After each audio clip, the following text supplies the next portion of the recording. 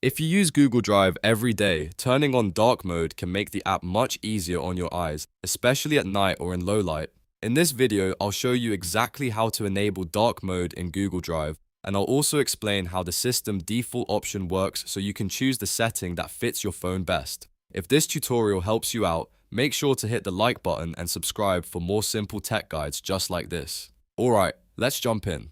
First, open the Google Drive app on your phone. Once the app is open, look to the top left corner and tap the hamburger menu icon, which looks like 3 horizontal lines. This opens the main menu where you can access more options and settings for Drive. From the menu, tap Settings. This is where Google Drive keeps the app preferences, including the theme option. Once you're inside Settings, look for the Theme section. Under that section, tap Choose Theme. Now you'll see the available theme options. To turn on dark mode manually, select Dark. As soon as you choose it, Google Drive should switch to the darker interface right away, giving you a more comfortable viewing experience and helping reduce brightness on your screen.